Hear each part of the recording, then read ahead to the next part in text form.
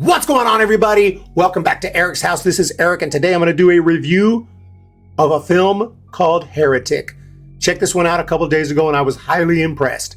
One of the better horror films this year. I wouldn't say it's like one of the top 5, top 10 horror films of all time, or even of the last 5-10 years, but I really did enjoy it quite a bit. I have a few problems with it, but by and large, it was an extremely entertaining and an uncomfortable film to watch in a good way, as far as just feeling uneasy, as far as feeling like something ain't right.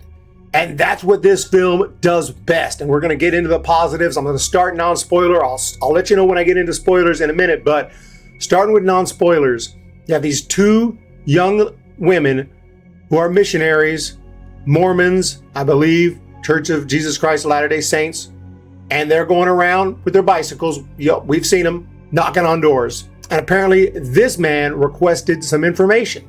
So they were going to hit him up. It was a rainy day, and they end up going to his house. And that's the premise of the movie, whereas they go in to try to talk to him about this, but they learn really quickly, this ain't normal.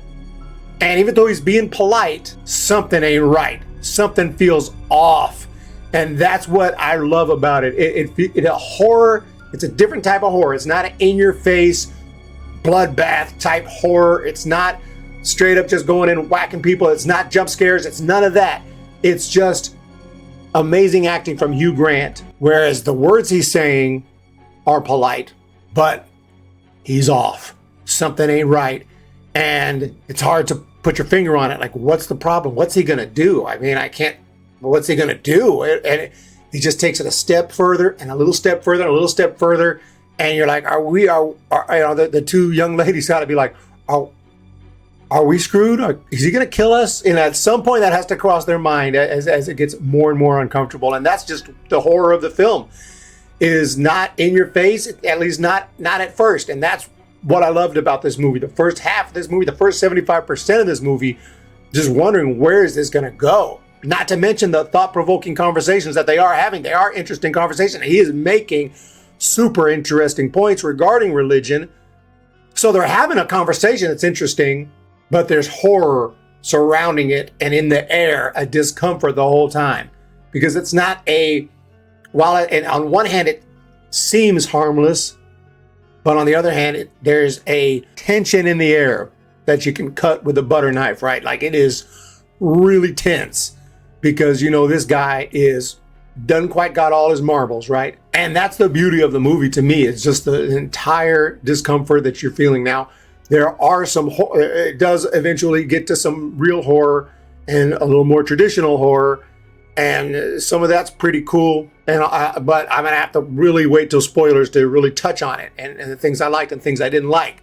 So I don't want to give anything away. But basically, it's just a film that the horror starts with a discomfort and it gets more and more uncomfortable until finally shit hits the fan. And I won't say how shit hits the fan because I don't want to spoil anything, but that's what the film is. That's all I can say. I absolutely loved the movie. I mean, I really did. I have problems with it, but I love the movie as a whole, and I can't wait to own this one and rewatch it. I'll even say right now, the film was freaking awesome to me.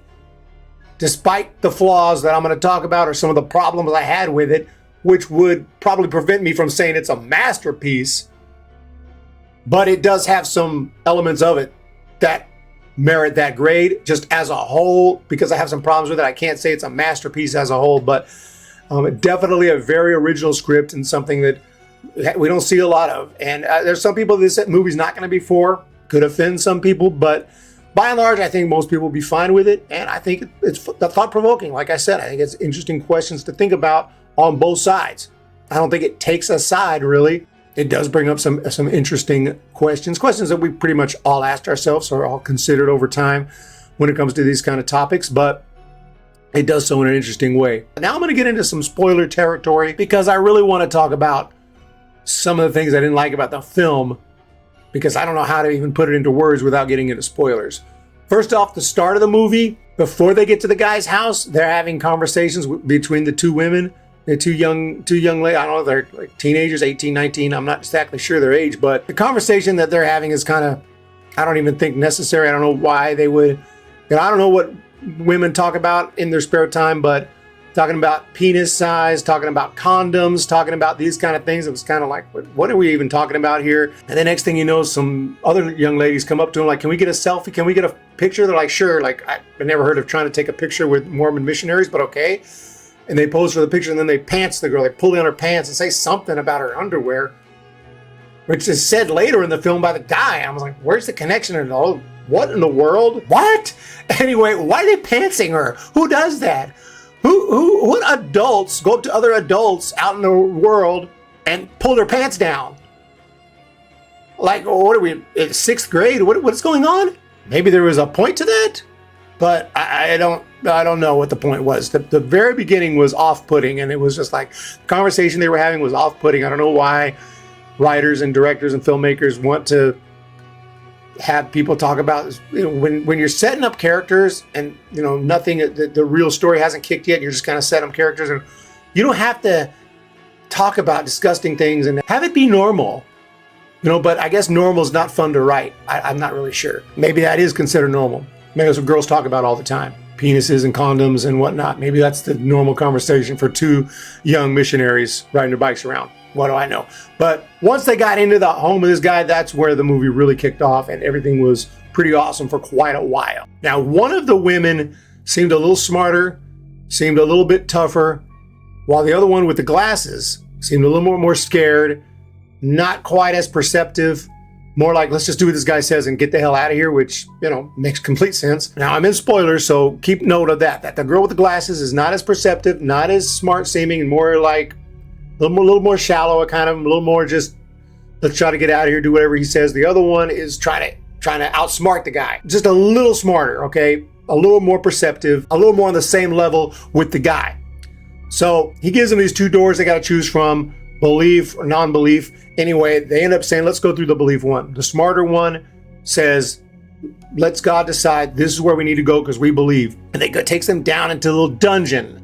Now we're into a little more cliche horror, a scary dungeon with the creepy old lady showing up. And I'm getting like, what the hell with this creepy lady? Old, decrepit, you know, cliche horror lady who's gonna eat some blueberry pie, because the blueberry pie is you know, you're watching this, you've seen it. That's a big theme in the movie. She's gonna eat the blueberry pie, which has something in it that's gonna kill her, then she's gonna come back to life. And that happens. The more perceptive girl's saying that was a trick, that was a magic trick of some kind. And then suddenly things take a turn when he slits her throat. The dude just straight up slits the throat of the girl that I'm saying, the slightly smarter girl. And so then the girl with the glasses freaks out, screaming, runs up the stairs. She's trying banging on the door, of course, right? And then suddenly, the girl with the glasses becomes extremely perceptive, extremely smart, knows what's going on. Now, maybe something clicked in her mind, seeing that happen, that something just changed in her, and now she's on another level. So that's what I have to reason with it, because she seemed from this point on extremely smart, very deductive, figuring everything out. And it's like, well, for the first half of the movie, you weren't very smart at all. And now you are figuring everything out. You're on the same level with this guy, standing toe to toe. And the only thing I can think of is like when she saw her friend get her throat slit, she just took it off to another level. I don't know what the deal was there, but I felt that was kind of weird. Like, whoa. And so from that point on, I didn't like the movie as much. It was still some good horror, but come to find out, he switched out the ladies, and he has a whole bunch of decrepit ladies in cages, and then they go in there, and it's starting to get kind of unrealistic at this point. Like, whoa, okay, I get the creepy guy. This dude is scary, doesn't have all his marbles. He's off. He's keeping these girls captive. They can't really escape. He's acting polite, but you know it's something's not right. Then he slits the throat. Holy shit, this dude is just a killer. What's he trying to do? What's his point? What's his purpose? But we find out he's got all these old ladies captured, all decrepit, kind of, basically, like I said, just cliche old lady horror figures. All look the same, all in cages. At this point, it's like, where'd he get all these ladies from? What's going on? And then eventually, the girl with the slit throat, who he not only slit her throat, he also dug a knife deep into her arm. Anyway, I won't get into why. I don't need to recap the entire movie, but ultimately, you could see she's bleeding out from the throat, she's dead. Like, she is dead. But several minutes later, I mean, maybe 30, 40 minutes have gone by just of watching the movie. In the actual real time of the movie, I don't know how much time has passed, but plenty of time has passed. And she comes in to save the day at the last minute, kind of cliche again. And it's like, she was dead. And then she dies. I thought, and I can't figure, is this supernatural? She's supposed to come back from the dead? I don't think so. I think it's just one of those cliche movie moments, where the person who we thought was dead comes back and saves the day at the end. So a little cliche there. And at the end, with all the decrepit old ladies and some of the cliche stuff, it just kind of lost its steam there at the end. It kind of lost the momentum of what it was. Now, I know shit had to hit the fan and they had to take it to another level. So I understand that, but I think it just lost what it was. And that's fine. It was still entertaining, but and there are messages there and whatnot, and stuff to decipher and all that. So I'm not saying it just went completely stupid, but it definitely took a turn more towards cliche horror as opposed to what it was for most of the movie. I almost wish they would have toned it down and a little bit, with the decrepit old ladies, with the coming back from getting her throat slit and saving the day at the end, and things just kind of being a little more cliche. I wish they would have just kind of kept it a little more grounded, but that's just me. So the very beginning was I didn't like at all, and the end kind of lost some of what I was loving about it. But other than that, like I said, I thought the movie was freaking awesome. I really did enjoy it. But let me know your thoughts down below on Heretic. I just wanted to get into some spoilers, and those are just my thoughts on it. Maybe I missed something. Maybe I need to watch it again. I know that there was a lot of symbolism and whatnot with the old ladies, and it's not as simple as just supposed to scary for the sake of scary. But it's just like, I'm thinking, what's up with collecting all these old ladies? This doesn't even make sense. And he's kept him there on the verge of death for all this time. And this dude, how did he make it to the guy's obviously 70 years old? How did he make it through life without getting locked up? This dude is a Looney Tune. This dude is off his rocker. But anyway, I gotta watch it again. So that's a good movie. I want to watch it again and try to just figure some things out, because it's very thought-provoking and it's an interesting movie. And it's an entertaining movie. It can't take your eyes off the screen. It is absolutely amazing. So that's all I got to say. You guys have a wonderful day. Let me know your thoughts down below. And we'll talk to you later.